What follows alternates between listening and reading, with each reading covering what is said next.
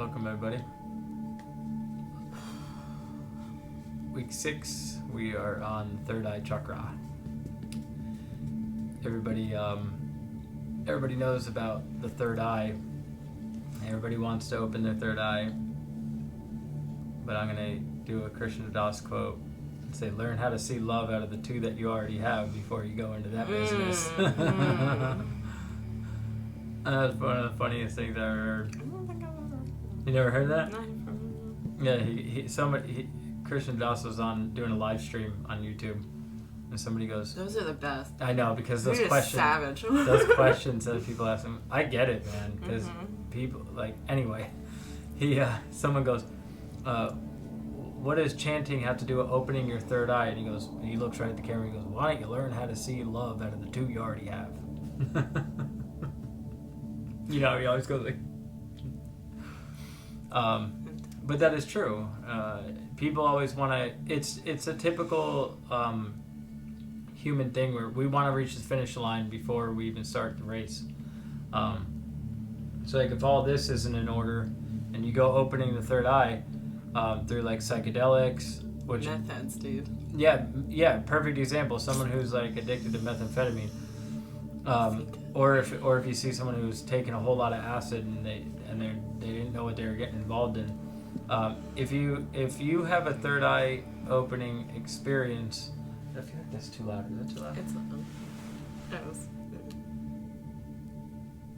If you have an experience that activates the third eye and you're not prepared for that, it could really freak you out, because you will see higher dimensions of reality, and your body's not equipped or prepared for that. So when I'm in the treatment center, everybody always wants to talk about the third eye. I'm like, not yet. No. In fact, I probably won't even cover it because you only have 28 days here. Right. It's not nearly enough time to do that. Again, humanness, spiritual, we meet at the heart. Yeah. We need to learn how to do that first, the heart part. You gotta learn how to love yourself. And get the humanness situated, because it's messy. It's messy down there. Uh-huh. Real quick, so I just want to say, about the third eye and this activation is, if you do have an experience that opens up the sixth sense, you will be shown exactly what you are. And if all this garbage down here is garbage, it's only going to enhance what's there.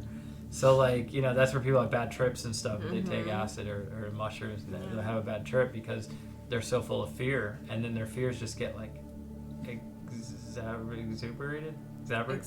Exacerbated. There, that's the word. Is that a word? Yes. That sounds like masturbated. That's disgusting. I'm working on that foul language of mine. Yeah. Abby's a potty mouth. Third chakras last week. Let's move on. Mm-hmm. So, let's recap. There was something I was just gonna say about the I don't know. I'm sure it'll come up, and if it doesn't, whatever. So the throat chakra last week, and really involving yourself in listening and communication. So I want to give you an example of what that looked like for us last week.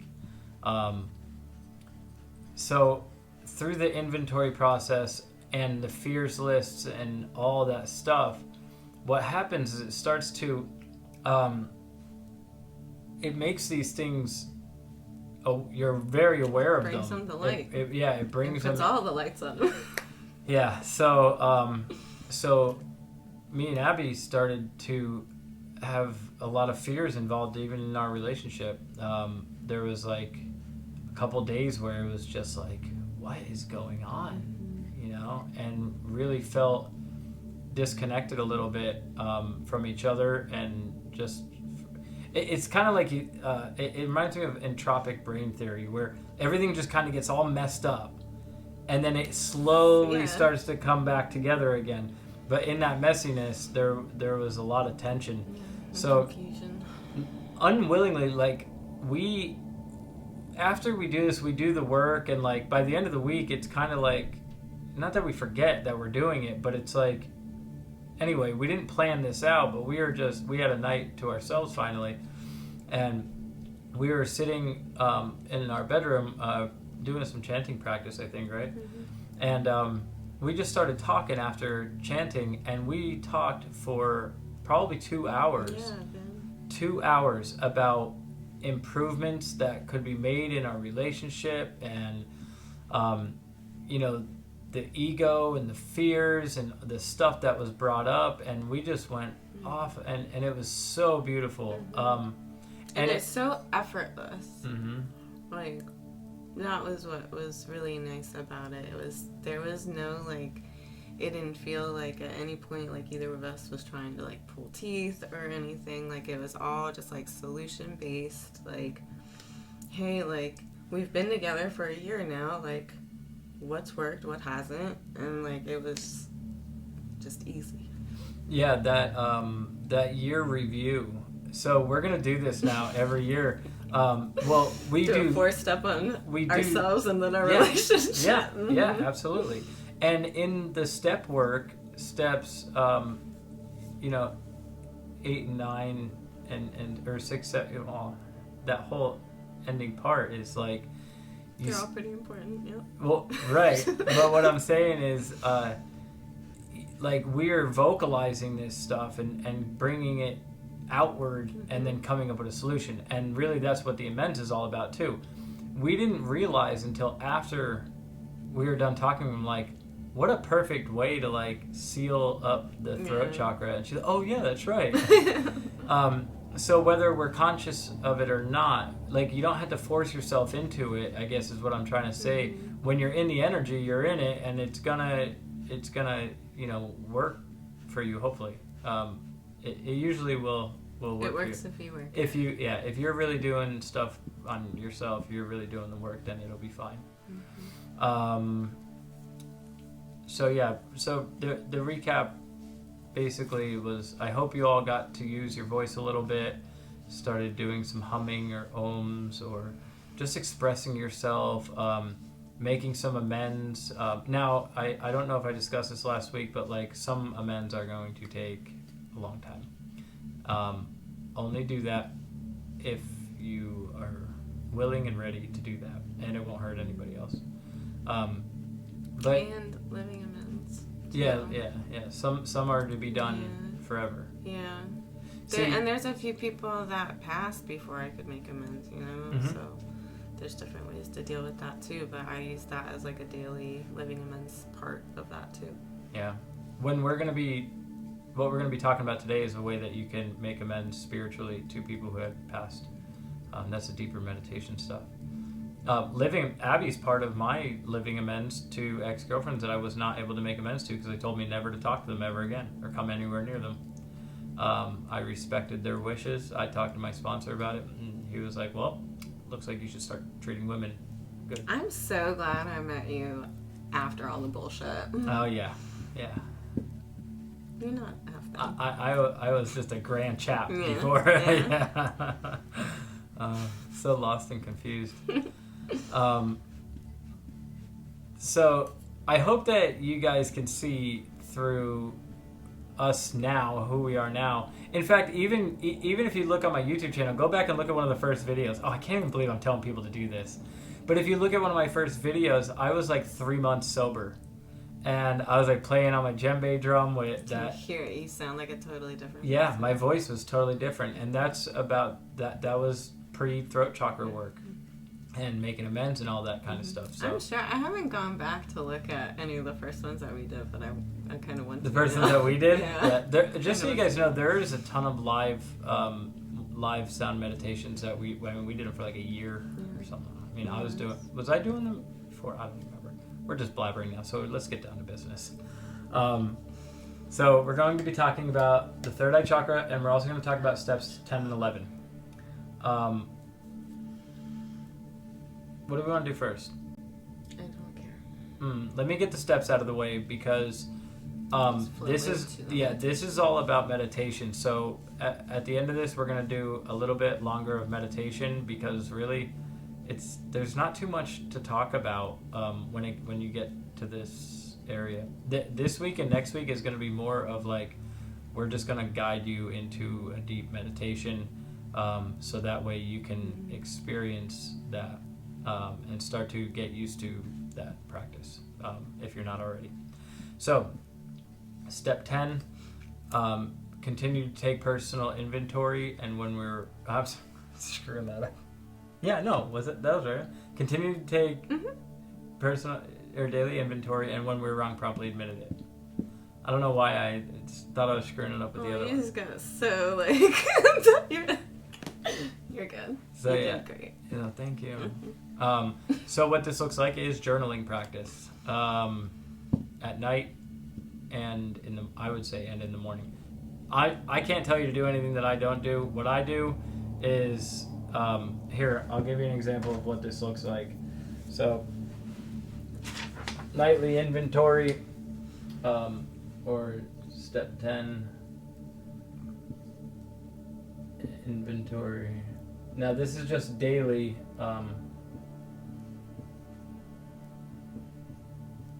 So basically what we're looking at here is, all right, we just cleaned up all this garbage from our past. We should be able to live more present now. What is presently going on, and how could I keep up with it on a daily basis, so that way I don't rack up all these resentments again and have to go through a list, a process again, a huge list. See, my list this time was not that bad. I mean, as bad as it was 30 people, but Jesus Christ. there was 30 on mine this year. I think you did tell me People, that. places, and things, institutions, I had stuff like 2. that. Yeah. It is what it is. Progress, not perfection. Well, there was some that were old that I just never fully let go of. And that's why I think too it's important when you do it yearly, because there might be some things that you're still holding on to, so just do the process again. So you don't want to be racking up these resentments again and not looking at them. So the journal prompt, as it is in the AA book, is you check yourself for a few things. So I always write it this way: was I selfish? Question mark. Was I dishonest? Question mark. Did I have fear? Did I have resentment? Now these are like the main ones, and then there's also, was I kind and loving toward all? I like that one. Kind and loving. This one, I'm actually pretty good these days. I really am. I was gonna say what? Well, here, I'll tell you. I'll give you a little secret. If you keep your mouth shut when you're pissed off, that's as kind and as loving as I could be. That, it's for facts. real though, that really is like, if more people practice that, this world would be a better place. Mm-hmm. Like, for sure. But that has to do with the throat chakra too, though, because you have to learn how to listen. I had amazing groups this week on that. I'm gonna double check these just so I don't miss any. Do you know what the next one is? On mine it asks, did I think about what I could pack into the stream of life? Here, I'm just gonna go through. Long story short is, like, was I addicted today? And like, probably, but like, did I correct it? And like, do I owe I'm gonna do it better. an apology? Yes. I thought you put apology in there. What's the next one? Just so everybody knows, I'm looking on my phone because there's what is called My Spiritual Toolkit app. If you're There's a bunch. If you're in any type of recovery, that's a really, really good one. It has the set aside prayer, it has the sick man's prayer, it's got the serenity prayer, all that stuff, and then you can put your inventory in there. This one? I don't have room for all this, but this one is: have we kept something to ourselves which should be discussed with another person at once? You just answer yes or no. Kind of loving toward all. I got that. Oh, I like this. What could we have done better?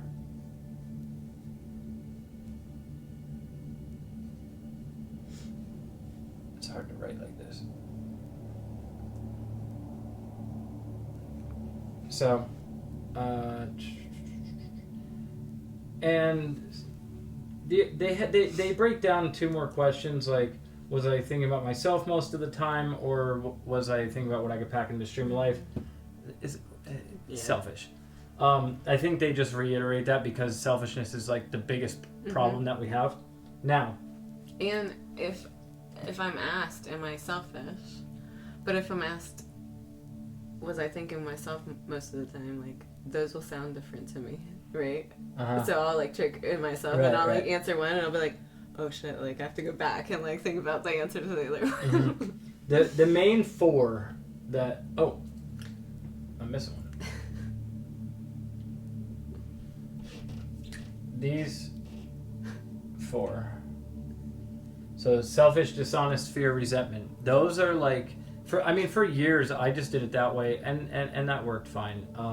The rest of the questions, my sponsor was like, there's all those questions in there for a reason, and it's true.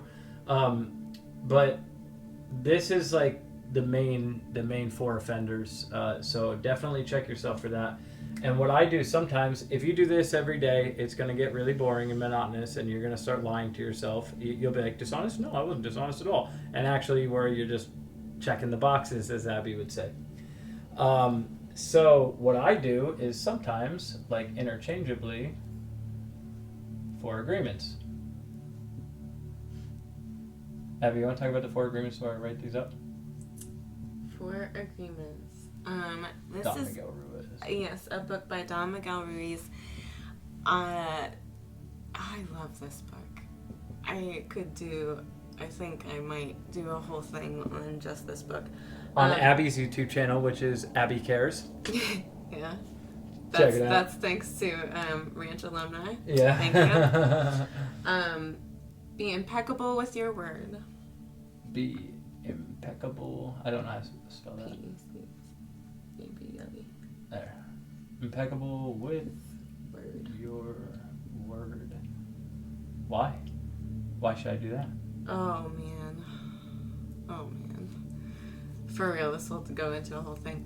But it's not only about, do what you say, mean what you say, do what you, whatever. Say what you mean, there you what go. you say? Yeah. Yeah. That thing. Being, to be impeccable with your word means to not sin against yourself or against anyone else. He goes into how stories are created, right? Like, tired mom comes home from work, little girl's singing on the couch, and she tells her daughter to shut up, she's a terrible singer, and that little girl grows up with that story of, I'm a terrible singer. Yeah, I think we mentioned that last week too. Probably. Love that book so much. So yes, our words have power. That's why. Be nice. Don't say, if you can't say anything nice, don't say anything at all. Like you just said. Golden rule. Absolutely. I turn these into questions. So I'm writing the 4 agreements as they are, but turn them into questions when you're doing the inventory. Was I impeccable with my word? Just like you do in the AA book, most of the times when it has statement, you turn statements into questions. 2, actually, yeah, never mind. Don't take anything yeah.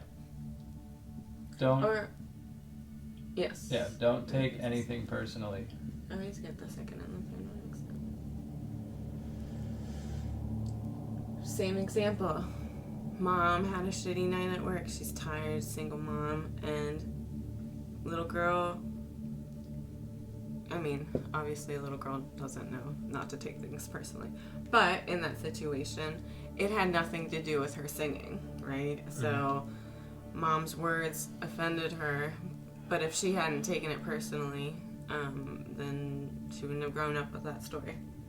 Not saying that it's her fault that she grew up with that, but for that example. But you never know what somebody is going through, This one's really difficult. It really is. Over time, though, that's part of me keeping my mouth shut. Because if I start to take something personally, then I will probably not be impeccable with the words that are going to come out of my mouth.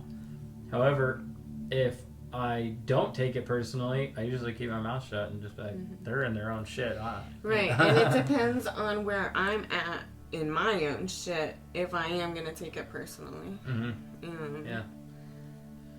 I deal with a lot of people that are ungrateful, and I'm not gonna say I get cussed out, but I get chewed out a lot, but like it has nothing to do with me, and I'm so like Not by me.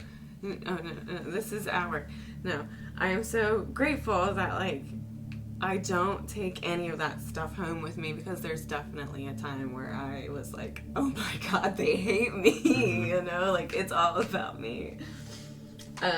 Number 3, don't make assumptions. What's the thing? You know what happens when you make assumptions, right? It makes an ass out of you and me. Don't make assumptions. Also a very difficult one, which is why the 4th one is the most important. Always do your best. Not only practicing those first 3 agreements, but everything. Like, my best today is not going to be my best tomorrow. And that's not to say it's going to be better or worse, but under the conditions that I had today, I did my best. And I think I did pretty good. I really don't know what's happening. My leg felt sticky, and I was wondering if there was something on the floor over here. Your dog's It's probably your toothpicks. Ugh, anyway. But yeah, same thing. So don't make assumptions, because again, you never know what somebody's going through. Like, I will tell you my experience with that, where I really had to practice it and like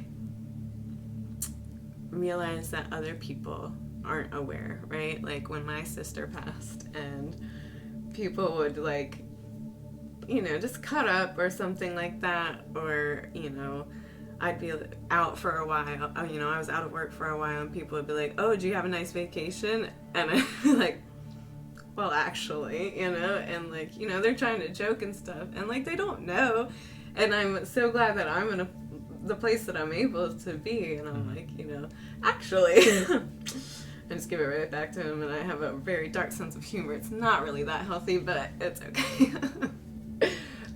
But always do your best. Always. I just look at this one and I'm like, well, doing these first 3 is very difficult, so I'm going to do my best to keep up with those.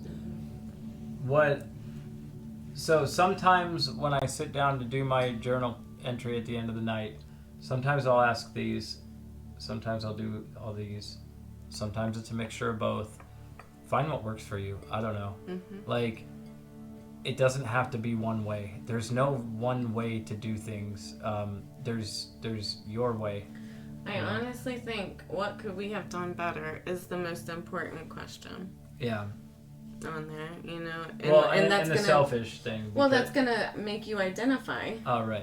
Yeah, one of those things, they all tie together. But like, I think that's the biggest goal, is just do better tomorrow. Bring awareness to what you've messed up today, and do it better tomorrow. That's it. Do the best you can tomorrow.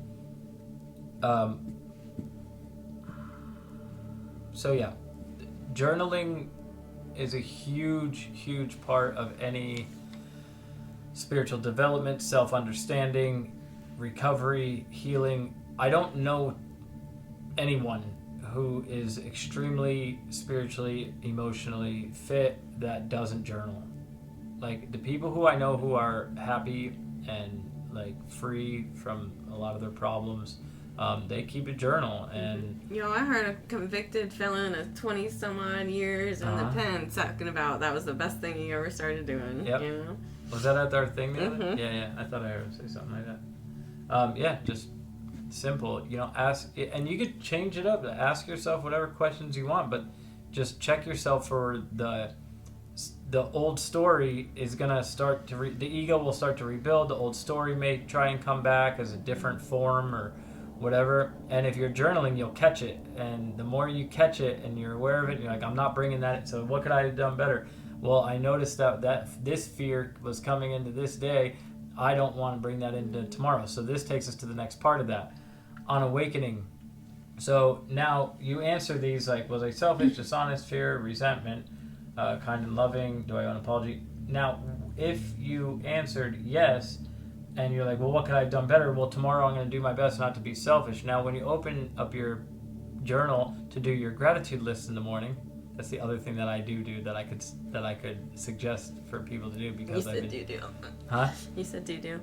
I said do? Yeah. Oh yeah, that I do. That you do. Yeah. Yeah. Gratitude list. Okay. I wake up. So, can we be honest about this? Yes. When did you start doing this? Oh yeah. I was just getting there. Okay.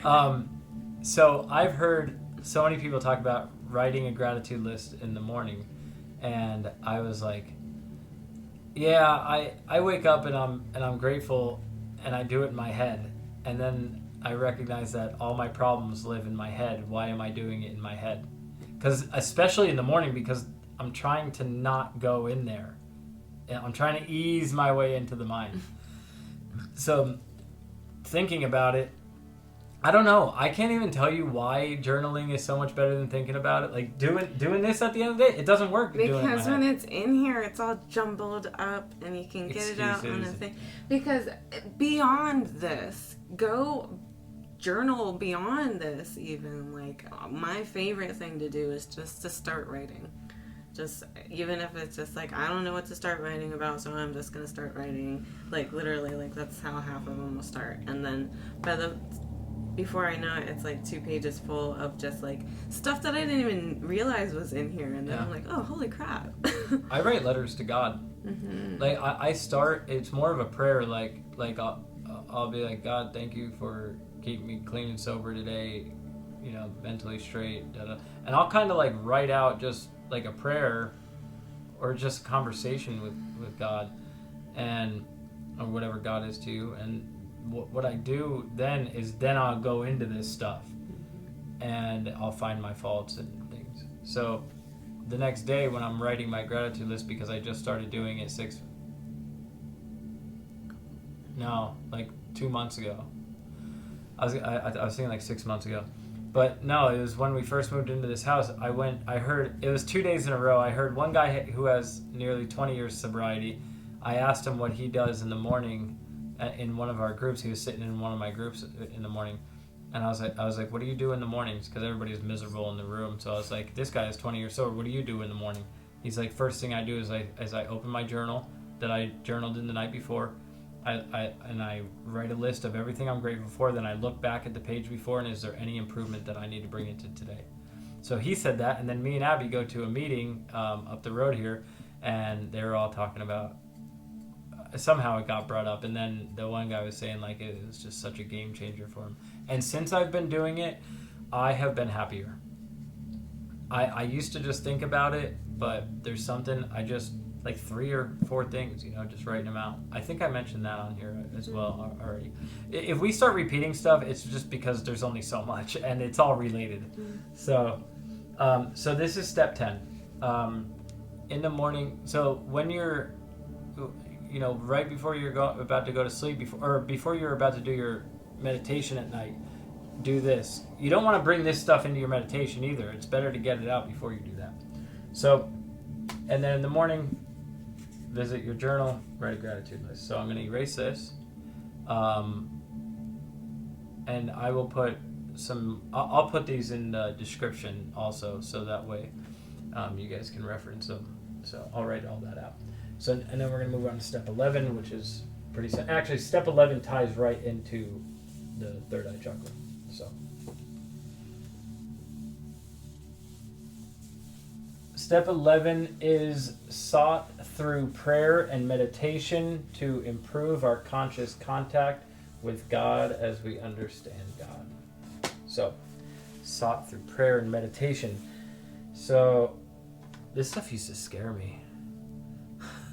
Prayer and meditation. So, I'm trying to think. I don't really need to write anything about that step. It's really just developing a meditation practice and praying throughout the day. But the step 10 and 11 go in together because it's like I'll write my 10th step nightly inventory, and then I go into meditation, and if there's things that I noticed in that journal entry that I need removed, we do what we did basically in step 6 and 7, where you just take those things and you meditate with them and you ask for them to be removed so you could be of more usefulness to others. So I use those two together. Also, I like a daily reading. Oh yeah, I forgot to talk about that. Go ahead, and I'll get into the third stuff here. I do AA, but I also do a bunch of other weird stuff.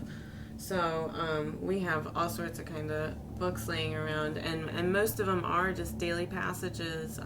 We have like Tao 365, and then As Bill Sees It. But then any of those like Just for Today, or I don't know. It's just like the AA daily reading. I don't remember what they call it. Daily reflection? Daily reflection. There we go.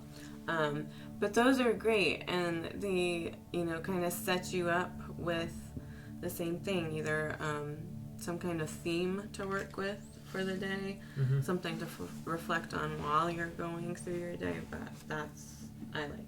Well, the daily reflection is cool because they it goes off of 12 months. There's 12 steps. So January is all about step 1, and it just goes through and through. So at any time of the year, you're working the steps if you're reading the daily reflections too. So that's cool. All right, Ajna Chakra. Okay, so I found this thing and I want to read it. Okay, yeah. So the third eye reveals the true nature of reality, the energetic template behind which we perceive, and is able to transcend the confines of space and time. It's also called the seat of our soul. Seat of the soul. Seat of the soul. All right. This has so many names. Eye of Horus in Egyptian, Ajna Chakra in Hinduism, the lamp of the body in Christianity, the inner eye, I've heard it called the light of consciousness. There's so many. Every tradition has a reference to this, and so this is where you could see that the chakras are universal. In the Bible, there's actually, we had that little one there. I'd be able to look it up. But yeah, I'm not a big Bible reader, but I do visit it in different texts. Some that aren't in the King James version, but I do like some of the Gnosticism and stuff like that. But Matthew 6:22 says, "The eye is the lamp of the body. And if the eye be full of light, the whole body will be full of light. If the eye be dark, then the whole body is consumed with darkness." And that is a quote directly from Jesus. So what was he talking about? You know what I mean? Right. What are they talking about there? There's also another reference, I can't remember where it is, but this is just universal. It goes through every culture, tradition. Shaman talk about it, But like I said, this is a preparation. By this time, even if you're going through this process with us, one thing you're going to start seeing is things like this, what is known as synchronicity.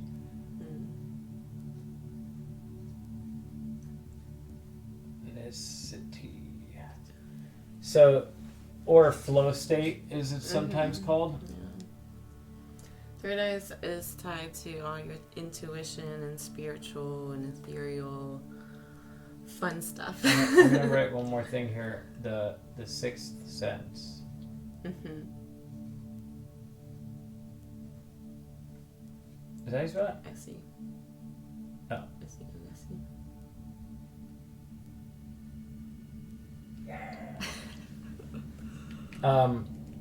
And this is the sixth sense is also mentioned in AA. When they talk about step 11, actually it's when they're talking about step 10. They're talking about the 10th step disciplines, like, you know, when you feel getting angry or you feel angst, you know, you turn away from yourself, you pause when agitated, you ask for the right the right action. It's like every time you turn to God instead of fighting and defending the ego. And it says you've come to recognize that you've developed or tapped into a sixth sense. And you know, that is it really is. This is like the ability to pick up what's going on in somebody else's mind before they say something. This is psychic ability, right? Yeah, dude, we do that like all the time. all the time. Psychic ability, or like, this is really cool. You ever think about somebody and then all of a sudden they call you? The weird that happens to me. I mean, it's like I could like mention Scott and then it's like bing, I get a message from him like, yeah. And it's like you feel the energy wave before like whatever is coming through comes through. Yeah. It's or like a song is in your head and then you hear it later in the day. You're like, how did that like? So this is where linear time kind of gets a little less real, and you see how maybe, just maybe, you kind of already know on some level what's going to happen next. Athletes use this chakra system to sharpen their mental tools. Baseball players, especially pitchers, are really good with their intuitive nature. I have to share this. I don't remember who it was, but there was a guy who was he was a baseball player, and I can't remember his name. He was really into spirituality and stuff. And in the 60s, a lot of people were playing around with LSD. And he pitched a complete no-hitter on acid. yes. Because he was able to see what was happening before it was happening. I don't know who it was either. But he was into meditation before that even. I looked this stuff but up. I knew that. Yeah, literally striked out every single person that came to the plate. Because he was able to know what they were going to do like a few milliseconds before. That's just that intuition, that sixth sense. This is a little bit different than instinct. This is intuition, not instinct. Intuition. So instinct is more of the animal nature, so that comes more from the belly and the root, the root chakra. It's more about fear. This is like a knowing. So even when people there's a difference between believing in God and knowing God. See, I know a lot of Christians that believe in God, but they live in dirty. Yeah. Like, they go to church on Sunday. They don't do anything else. Knowing and experiencing. Yeah. Not all of them are like that, but I do know a lot that are like that. So this is knowing God. Being able to meditate to the point where I am that, or Tatvamasi, they say in Hinduism.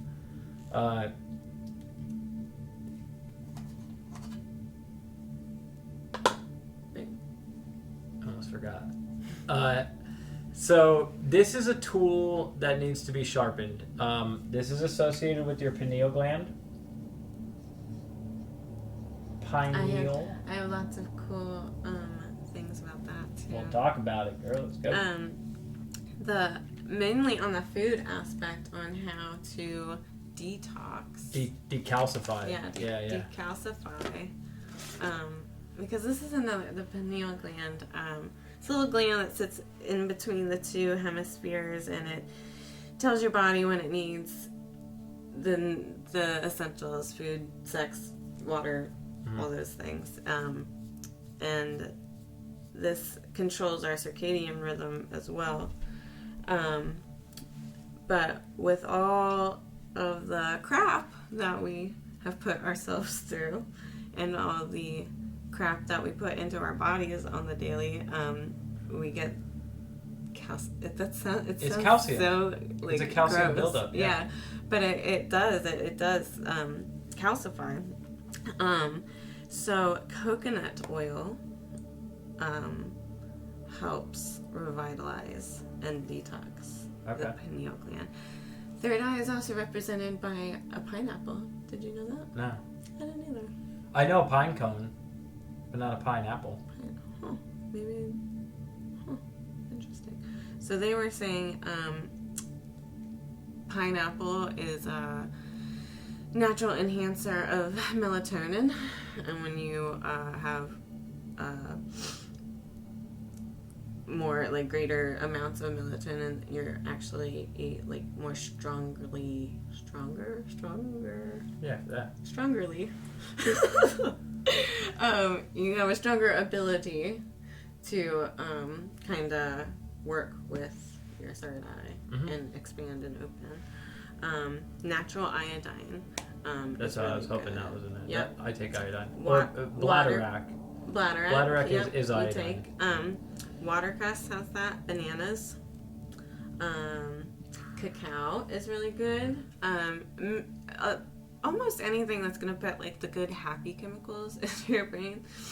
Cacao is really good. It naturally produces, helps boost serotonin. Chlorophyll. Spirulina.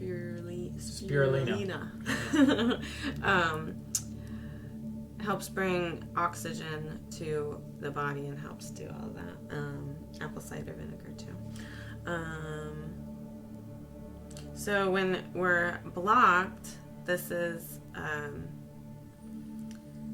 when not only like we don't have that connection to the ether, to a higher power or whatever, but we also can lose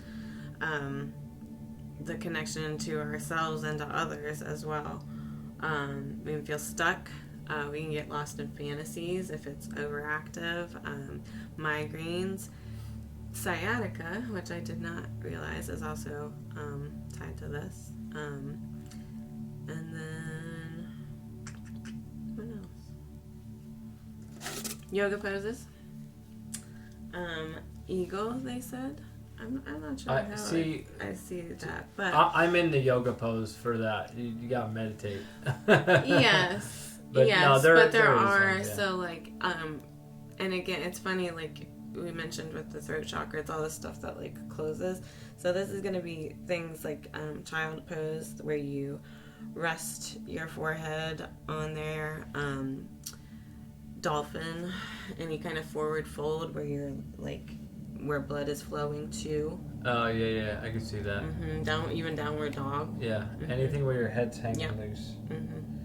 Just anything that pulls the energy all the way up into your head.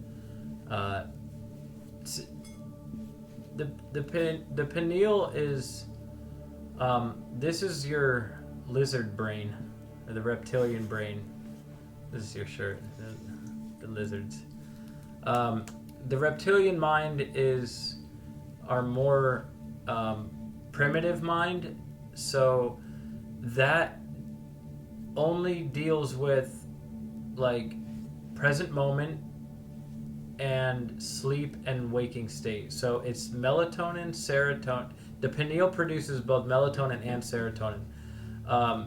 They used to have a way to activate this. The French Masons used to they used to blindfold people for 40 days. 40 days. And they would like give them their food. It was like this ultra 40 days of night. And then they would walk them. Well, with the I guess I'm trying to remember because I watched a documentary on this, and it was part of the initiation process into the French Masonry. And they would put blindfolds on them, take them to a dark room where there was absolutely no light at all, and then they would like have them put their blindfolds on when they would open the door and give them food and stuff like that, and they would be in darkness for 40 days. And then they would put the blindfolds on, walk them up to this mountain peak, and right as the sun was coming up over the horizon, they would take the blindfold off. And the reason for that practice was because your brain will produce so much melatonin because it's been in sleep state basically for 40 days, and then it gets blasted with sunlight, and all that, so much melatonin gets immediately turned into serotonin. They have a spiritual experience. They become like enlightened beings, and then they would have power. I'm not suggesting anybody to do this. Or you could do some of the stuff that we've been talking about. But more the only reason why I even mentioned that is just because of the serotonin, melatonin. Mm-hmm. See, I hear people all the time talk in mental health talk about like, I don't produce enough serotonin. I'm like, why don't you watch the sunrise every morning? Sun gazing is by far the healthiest thing you can do to boost serotonin and to make you feel awake, alive, intuitive, quick. So the best. Why don't you specify for some people what sun gazing? Yeah, I'm getting there. Basically, getting somewhere where you can see the sun coming up over the horizon. It's best if you do it barefoot too. There's like a electromagnetic energy like field that goes on right at daybreak, and you could stare directly at the sun for the first 15 minutes as it's coming up or going down. So I would kick your shoes off, step barefoot on the ground, and watch the sunrise for the first 15 minutes over the horizon. And then even a little bit further than that, this is what I do when I'm sun gazing. I usually do it at night though, because in the mornings I don't. It's too early. Yeah, It's too early. I mean, if I don't have work or something, I'll do it.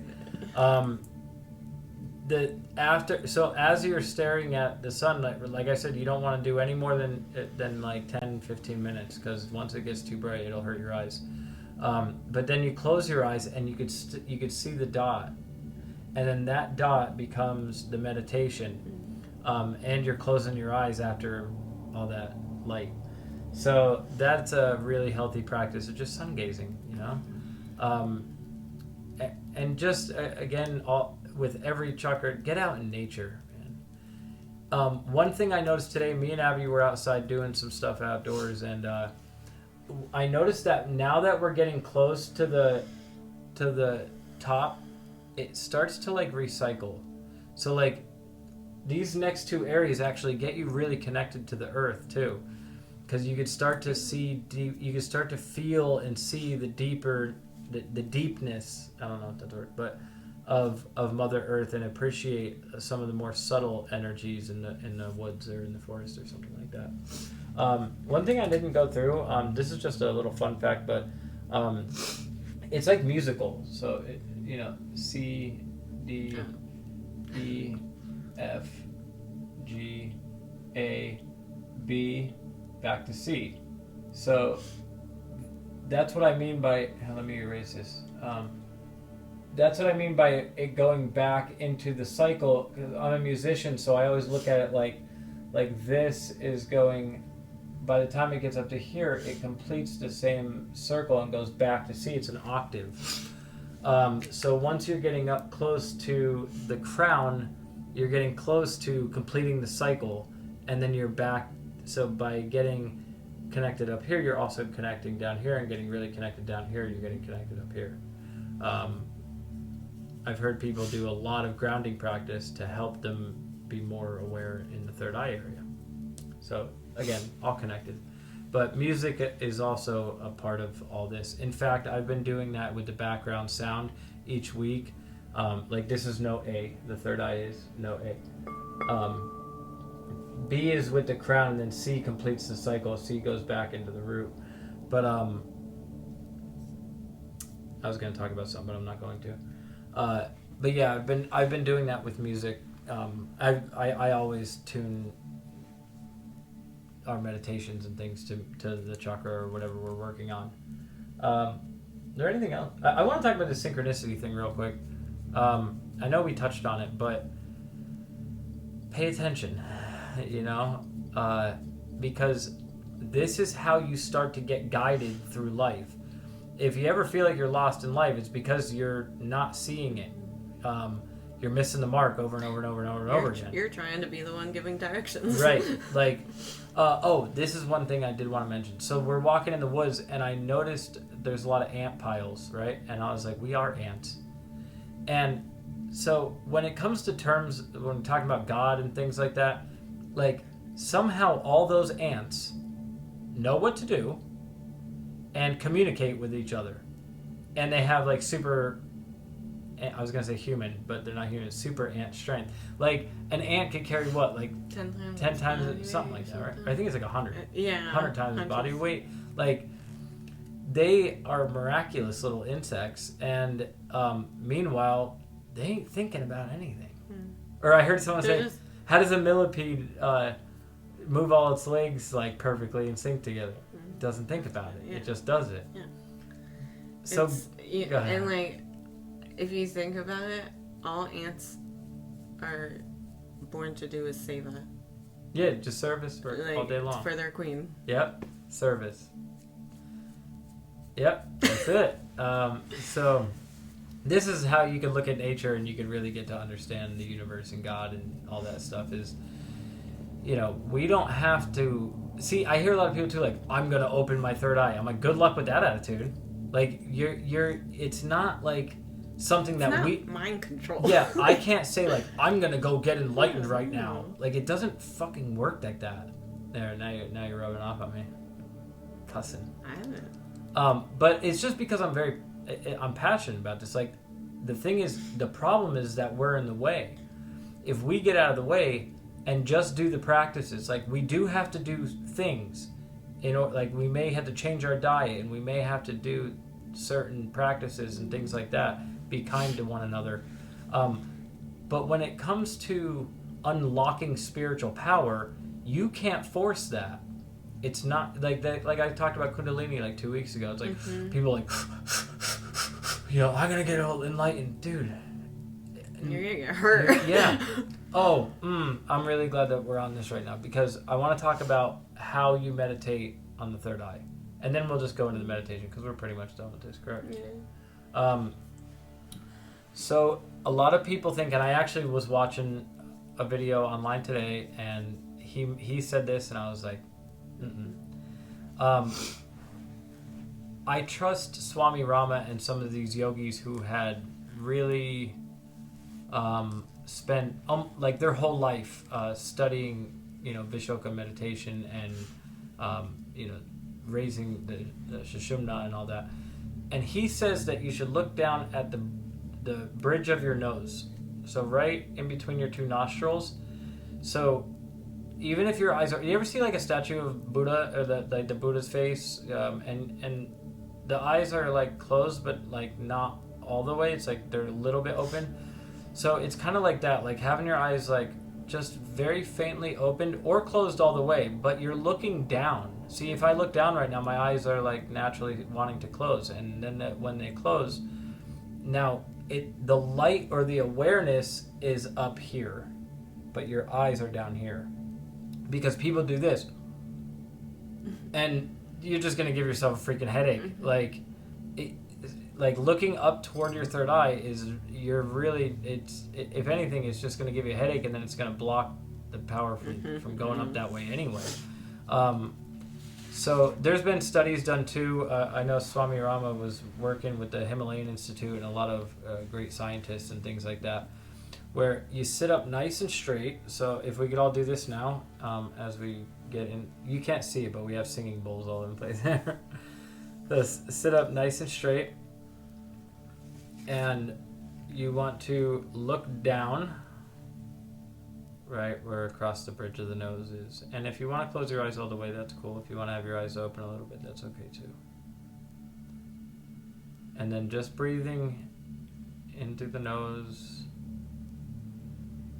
And really feel the air and pay attention to the temperature. Notice if there's moisture in the air.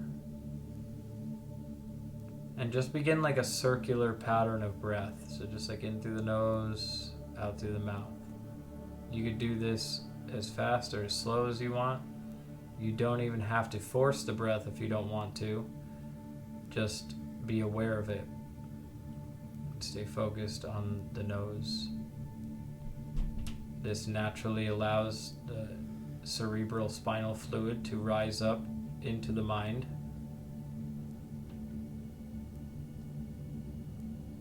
can begin to activate the pineal gland and light up areas of the brain in which we usually don't use. So just continue just the way you are and dive into the sound.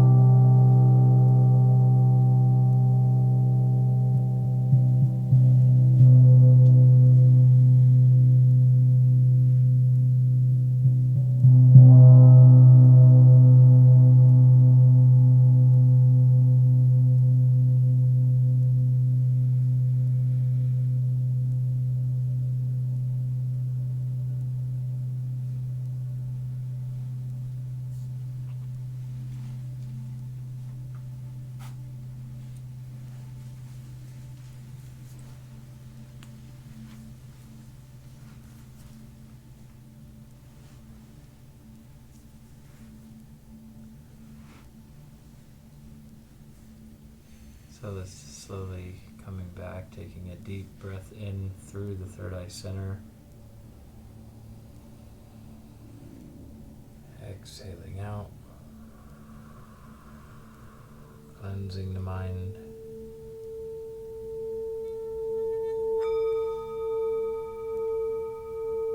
Breathing in again, right through the forehead.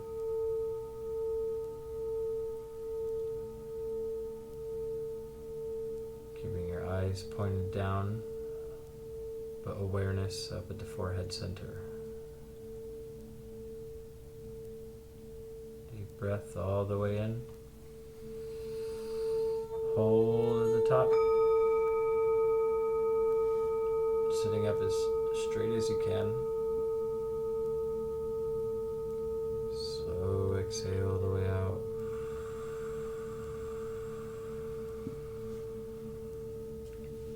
Take your right hand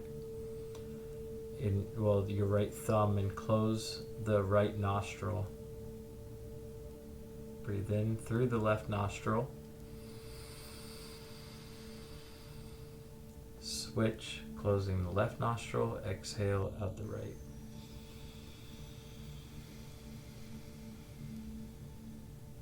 Switch again, breathe in through the left.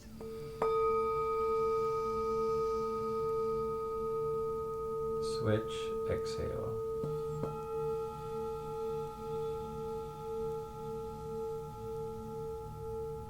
Switch, breathing in.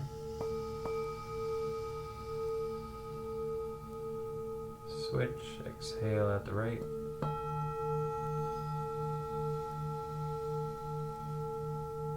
Again, switch, last time. Switch, exhale.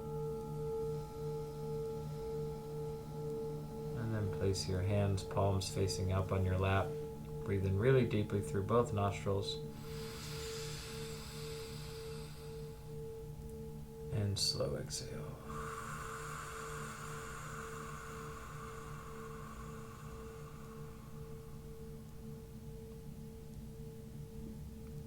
And go ahead and place the palms together.